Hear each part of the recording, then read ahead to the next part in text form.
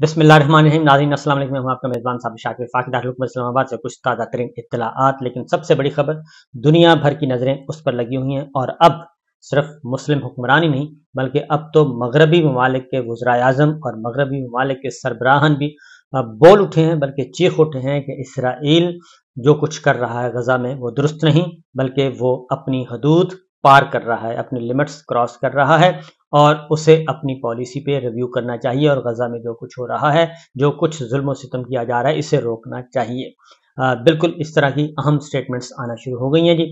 लेकिन अभी तक हमारे वजीर आज़म बिल्कुल खामोश हैं। पहले ज़रा सिचुएशन मैं आपको बता देता हूँ ब्रीफ, और उसके बाद हमास ने एक काम दिखाया है, क्योंकि इस वक्त जो लड़ाई है, जो इसराइल माजी की लड़ाइयों से बिल्कुल ये मुख्तलिफ लड़ाई है और माजी में इसराइल का पलड़ा भारी रहा और उसको किसी किस्म की मज़ाहमत का सामना नहीं करना पड़ता था। लेकिन इस वक्त यह है कि वो फौजी मैदान में उसकी पोजीशन बड़ी कमज़ोर है, बहुत ही कमज़ोर है, क्योंकि इसराइल के अंदर अब एहतजाज शुरू हो गया। इसराइल के अपने शहरों में अपने शहरी एहतजाज कर रहे हैं कि जो कुछ आप लोग गजा में कर रहे हैं, इसराइल की फ़ौज कर रही है, वो दुरुस्त नहीं है। और नेतन्याहू को भी अंदर मज़ाहमत का सामना है। नेतन्याहू वज़ीर आज़म इसराइल के और इसराइल की फ़ौज के दरमियान इख्तिलाफ़ात पैदा हो चुके हैं। नेतन्याहू ने इस सारी कार्रवाई को फ़ौजी शिकस्त और फ़ौजी कमज़ोरी करार दिया और ये मलबा सारा फ़ौज पे डालने की कोशिश की। उसके बाद प्रेशर आया और उन्होंने अपना ट्वीट जो है एक्स पे जो पोस्ट किया था वो डिलीट करना पड़ा। ये सारी सिचुएशन है। इसके साथ ही हमास ने एक हमला किया है और हमास जो है वो इसराइल के अंदर जा चुके हैं और इसराइल के अंदर जाके वो सिर्फ और सिर्फ फौजी तनसीबात को निशाना बना रहे हैं। न सिर्फ फौजी तनसीबात को, बल्कि उन्होंने एक वीडियो जारी की है जिसमें ये उन्होंने बताया है कि ये इसराइल की जौहरी तनसीबात थी, खुफिया तनसीबात थी, हमने उनको निशाना बनाया है और उसकी अभी तक तरदीद नहीं आई। तो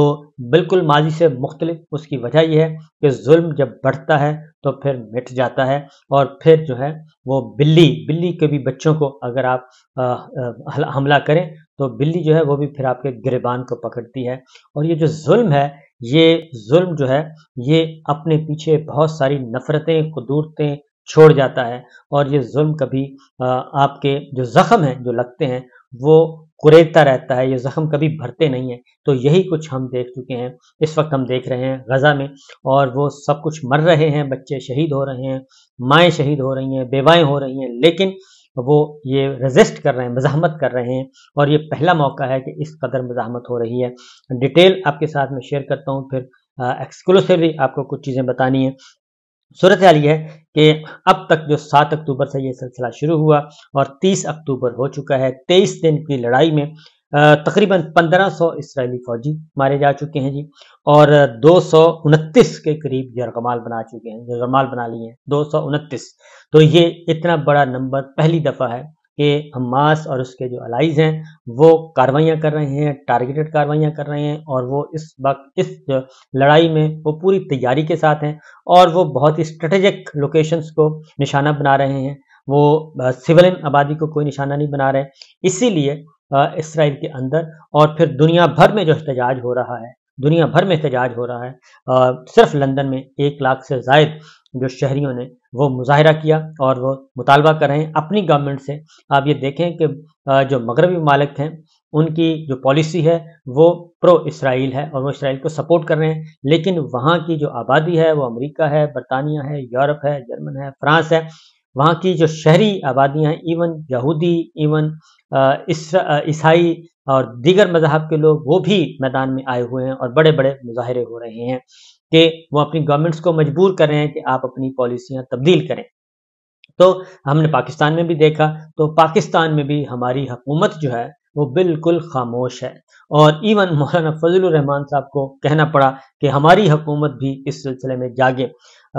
तुर्की में तैयब अर्दवान इस सारे मामले को लीड कर रहे हैं, मोहम्मद बिन सलमान सऊदी अरब से कर रहे हैं, यूएई से जो लेटेस्ट इंफॉर्मेशन है, यूएई भी अब एक्टिव हो गया है और उसने सलामती कौंसिल में एक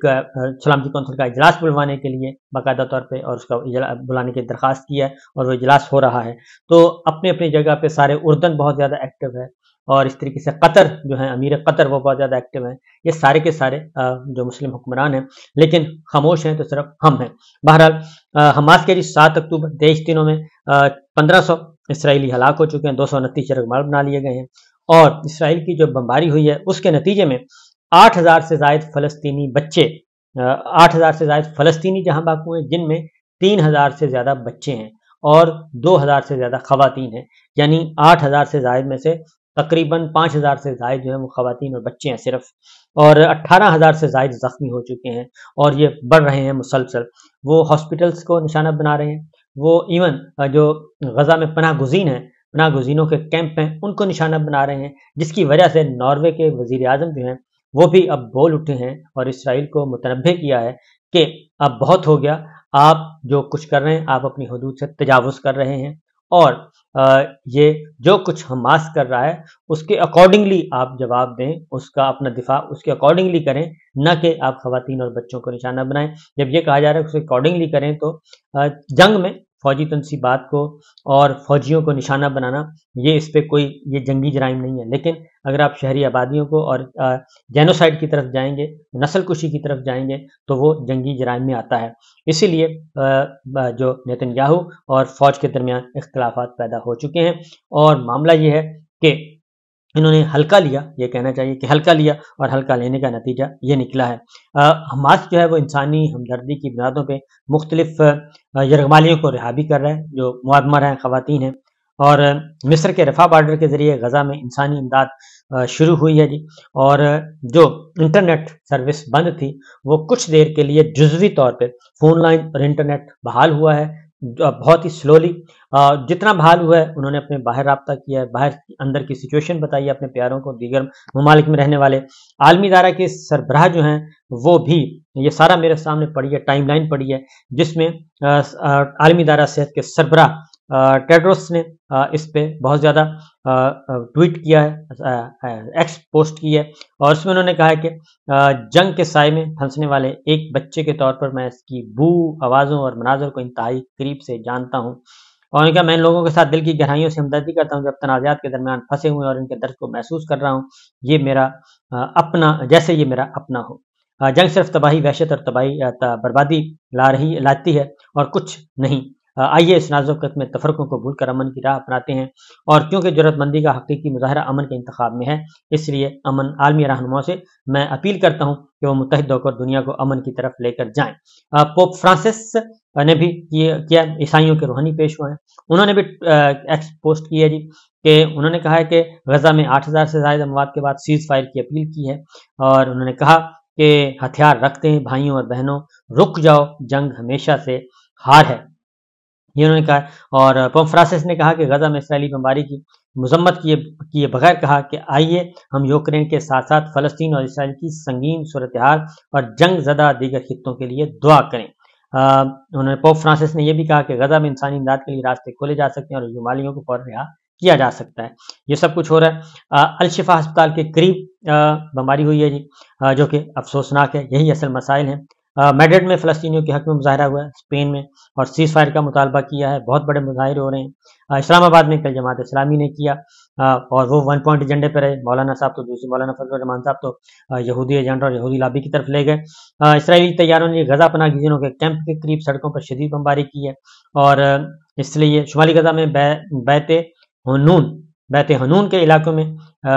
जालिया के पनाह गुज़ीन कैंप से मुतसिल इधर की है, हमले किए हैं। इस तरीके से ये सारे के सारी टाइमलाइन मौजूद है जिसमें पूरी दुनिया की तरफ से मजम्मत भी हो रही है और हिलाल अहमर का स्टेटमेंट आया हुआ है जी। हिलाल अहमर ने कहा है कि इसराइली हुकाम ने हमें वार्निंग देते हुए कहा कि फौरी तौर पर गज़ा की पट्टी पर वाक़ अल-कुद्स अस्पताल खाली कर दें वरना वहाँ बमबारी की जाएगी। हिलाल अहमर ने फेसबुक पर जारी बयान में कहा कि आज सुबह से अस्पताल से 50 मीटर दूर मुतअद्दिद बार छापे मारे गए हैं और लोगों से दरखास्त की बात को ज़्यादा से ज़्यादा शेयर करेंगे। इसराइल ने अल-कुद्स अस्पताल खाली न करने पर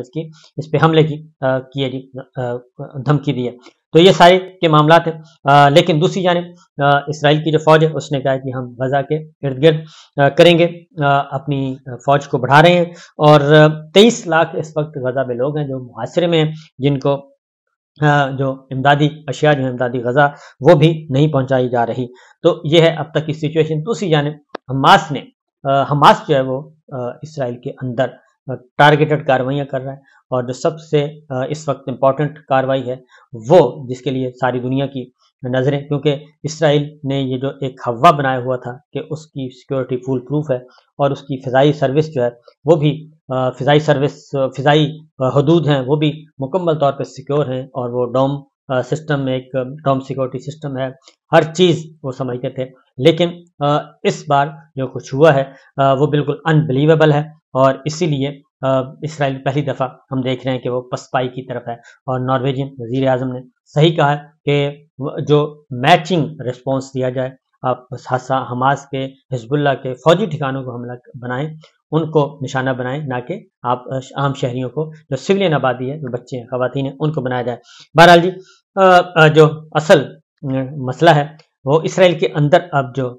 گلی گلی کوچے کوچے شہر شہر میں احتجاج ہو رہا ہے، اس کی وجہ یہ ہے کہ وہاں پہ نظام زندگی مفلوج ہو کر رہ گیا ہے، معمولات زندگی مفلوج ہو گئے ہیں، اور یہ لڑائی جو غزہ میں پہلے باہر لڑی جاتی تھی، یہ لڑائی پہنچ گئی ہے اسرائیل کے گلی بازاروں میں، اور اس میں آگے اس میں بڑھنے کا خدشہ موجود ہے۔